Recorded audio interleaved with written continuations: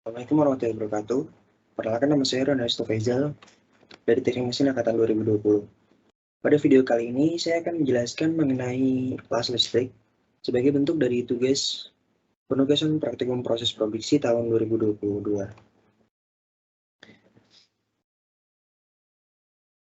Yang akan saya bahas di sini yang pertama adalah mengenai apa itu las listrik sendiri. Yang kedua mengenai safety tools yang digunakan pada las listrik. Yang ketiga, jenis-jenis elektroda yang terdapat pada las listrik. Lalu yang keempat adalah posisi pengelasan pada las listrik.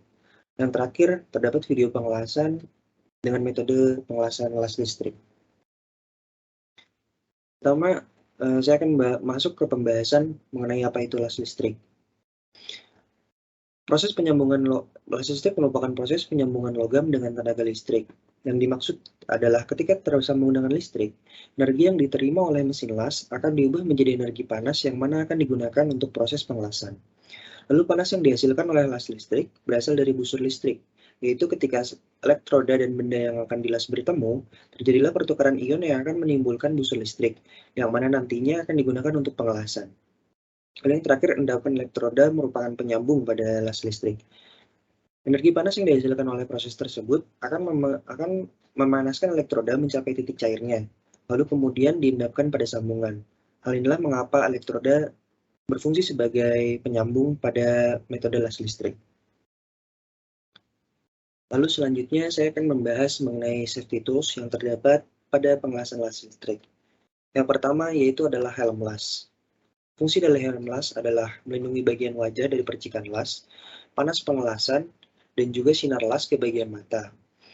Karena helm las sendiri terbuat dari bahan yang tahan panas, dan terdapat 3 lapis kaca yang berfungsi melindungi mata dari sinar las pada las listrik. Lalu yang kedua terdapat leather apron. Leather apron atau pakaian kerja las berfungsi untuk melindungi bagian tubuh dari panas dan percikan las, karena temperatur percikan las dapat berlubang, sehingga leather apron digunakan pelindung baju yang digunakan dan juga sebagai pelindung kulit dari percikan las listrik tersebut. Dan yang ketiga terdapat leather hand glove. Leather hand glove atau sarung tangan las merupakan sarung tangan yang terbuat dari kulit yang mempunyai sifat lentur dan tahan panas. Leather hand glove berfungsi untuk melindungi kedua tangan dari percikan las atau panas pengelasan. Dan yang keempat terdapat leather leg guard. Leather leg guard atau sepatu las merupakan sepatu yang terbuat dari kulit dan bagian depan atau bawah sepatu terdapat plat baja yang bersifat isolator, yang mana sifat isolator tersebut berfungsi untuk melindungi dari panas dan sengatan listrik. Lalu yang kelima terdapat welding mask. Welding mask atau masker las berfungsi sebagai alat perlindungan pernapasan dari bahaya asap las, karena asap las pada las listrik merupakan hasil pembakaran dari bahan-bahan kimia selama proses pengelasan terjadi. Lalu selanjutnya terdapat leather arm sleeve. Leather arm sleeve atau sarung lengan kulit merupakan pakaian yang dapat melindungi seluruh bagian lengan dari panas dan percikan las yang bersuhu tinggi. Lalu yang terakhir terdapat ninja head cover. Ninja head cover berfungsi sebagai alat pelindung kepala dan leher dari percikan dan panas yang dihasilkan dari proses pengelasan. Baik, selanjutnya saya akan membahas mengenai jenis-jenis elektroda. Yang pertama, sebelah kiri terdapat elektroda berselaput yang mana gambarnya sudah tertera. Lalu yang kedua terdapat elektroda polos. Pertama saya akan membahas mengenai elektroda berselaput. Pengertian dari elektroda berselaput sendiri merupakan elektroda atau inti kawat yang dilapisi satuan atau flux dari bahan kimia tertentu yang disesuaikan dengan jenis pengelasan. Elektroda ini juga disebut sebagai consumable electrode karena bisa habis seiring dengan penggunaannya dalam pengelasan. Kawat las SMAW umumnya menggunakan elektroda jenis ini. Elektroda yang dipakai pengelasan SMAW mempunyai kode atau simbol di mana kode tersebut mengandung arti kekuatan tarik, posisi pengelasan, dan jenis bahan kimia tertentu sebagai flux atau pembungkusnya. Yang kedua adalah bagian-bagian dari elektroda berselaput. Elektroda berselaput terdiri dari 2 bagian dengan fungsi yang berbeda, yaitu yang pertama adalah bagian inti elektroda, yang mana berfungsi sebagai pengantar arus listrik dan sebagai bahan tambah.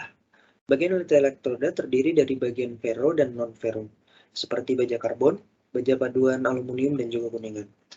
Lalu yang kedua bagian salutan elektroda, yang berfungsi untuk memberikan gas pelindung pada logam di las, melindungi kontaminasi udara pada saat logam dalam keadaan cair, dan juga membentuk lapisan terak yang melapisi hasil pengelasan dari oksidasi udara selama proses pendinginan. Lalu selanjutnya, elektroda polos. Pengerat elektroda polos merupakan jenis elektroda tanpa lapisan flux. Elektroda ini juga dapat disebut dengan non-consumable electrode karena tidak bisa mencair saat digunakan pengelasan. Jenis elektroda ini terbuat dari bahan logam tungsten atau wolfram yang mempunyai sifat tahan panas dan tidak bisa mencair atau meleleh. Jenis elektroda ini dapat kita temui pada pengelasan TIG atau GTAW, atau biasanya kita menyebutnya dengan las argon. Pengelasan ini menggunakan elektroda tungsten yang berfungsi untuk melelehkan logam induk dengan pengisi menggunakan filler metal. Sedangkan gas argon digunakan sebagai pelindungnya. Terus selanjutnya saya akan membahas mengenai posisi pengelasan. Yang pertama adalah posisi pengelasan pada groove plate. Posisi pengelasan pertama adalah posisi di bawah tangan. Posisi bawah tangan yaitu suatu cara pengelasan yang dilakukan pada permukaan rata atau datar dan dilakukan di bawah tangan.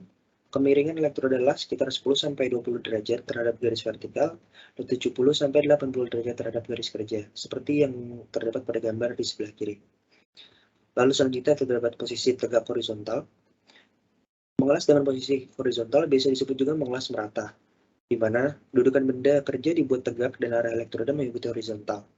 Sewaktu mengelas, elektroda dibuat miring sekitar 5-10 derajat terhadap garis vertikal dan 70-80 derajat ke arah benda kerja. Selanjutnya adalah posisi tegak vertikal, di mana mengelas posisi tegak vertikal adalah apabila dilakukan arah pengelasannya ke atas atau ke bawah. Bahan cair yang mengalir atau menumpuk di arah bawah dapat diperkecil dengan kemiringan elektroda sekitar 10 derajat hingga 15 derajat seperti gambar di samping terhadap garis vertikal dan 70 derajat hingga 85 derajat terhadap garis kerja. Lalu posisi pengelasan pada groove plate yang terakhir adalah posisi di atas kepala. Yaitu adalah benda kerja terletak di atas kepala welder atau sang pengelas, sehingga pengelasan dilakukan di atas kepala operator atau welder. Pengelasan ini dilakukan untuk pengelasan pada permukaan datar atau agak miring tetapi posisinya berada di atas kepala, yaitu letak elektroda berada di bawah benda kerja. Posisi pengelasan datar atau dapat diputar. Pada pengelasan kali ini berguna untuk melakukan pengelasan pipa dengan posisi datar dan pipa dapat berotasi sehingga welder tetap berada di atas pipa horizontal, seperti pada gambar di samping. Lalu selanjutnya posisi pengelasan groove valve pipa yang kedua yaitu adalah posisi pengelasan horizontal yang dapat diputar. Pada pengelasan kali ini bertujuan untuk melakukan pengelasan pipa dengan pipa vertikal dan pengelasan dilakukan secara horizontal dengan kondisi pipa yang dapat diputar. Jika terdapat posisi pengelasan vertikal yang tidak dapat diputar. Pada posisi pengelasan kali ini adalah pengelasan antara pipa dengan pipa dengan kondisi pipa yang tidak dapat diputar sehingga juru las yang memposisikan diri untuk mengelas melingkar. Lalu yang terakhir posisi pengelasan groove valve pipa. Yang keempat adalah posisi pengelasan pipa miring atau yang tidak dapat diputar. Pada posisi pengelasan gambar 6G adalah pengelasan antara pipa dengan pipa, di mana pipa tidak dapat bergerak atau statis dengan sudut 45 derajat, sehingga juru las harus memposisikan diri untuk mengelas pipa secara melingkar secara miring. Lalu selanjutnya saya akan menampilkan video pengelasan dengan metode las listrik. Baik, berikut adalah saya tampilkan video pengelasan dengan metode. Yang pertama dilakukan dapat dilihat di sini adalah dengan membersihkan akan dilas sehingga meminimalisir terjadinya kegagalan dalam pengelasan. Lalu yang kedua yang dilakukan di sini adalah menyalakan daya untuk suplai listrik yang nantinya akan diubah menjadi energi panas dengan menggunakan peralatan las listrik. Di sini dapat dilihat ketebalannya adalah 1,7 mm dari plat besinya. Pada pengelasan kali ini digunakan metode tutul atau metode segitiga, yang dimana merupakan salah satu metode pengelasan yang terdapat pada pengelasan las listrik. Dapat diperhatikan di sini bahwa las yang digunakan adalah pengelasan SMAW, Dan elektroda yang digunakan adalah elektroda dengan berselaput.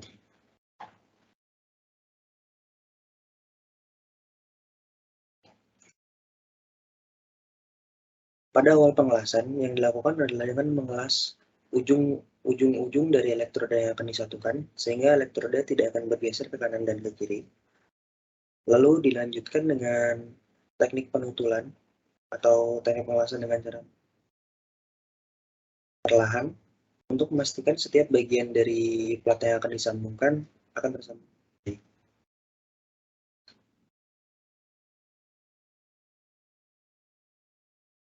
Lihat di sini bahwa elektroda yang digunakan dalam pengelasan SMAW ini adalah consumable electrode, akan terkikis dan berkurang ketika dilakukan pengelasan.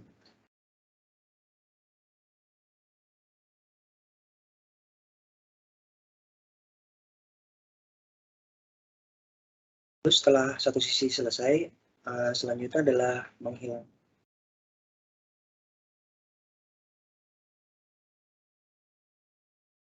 Sehingga hasil pengelasan dapat terlihat dengan jelas dan dapat tersambung. Adalah hasil pengelasannya, yaitu adalah hasil pengelasan dengan metode tutul atau segitiga.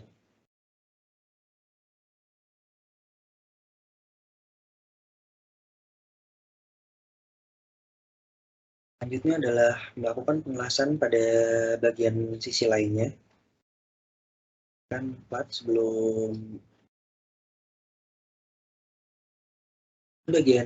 pada bagian sisi sebelahnya tidak perlu untuk plat sudah tersambung pada sehingga plat besi tidak akan bergeser ketika kita melakukan penyambungan atau pengelasan.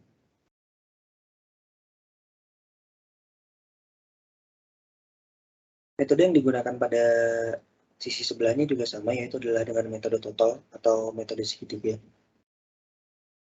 Setelah pengelasan, hal yang terakhir dilakukan adalah membersihkan hasil pengelasan.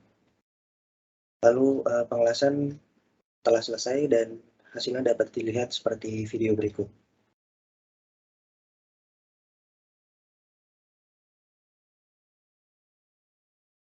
Baik, sekian video dari saya terkait dengan video mengenai penjelasan kelas listrik.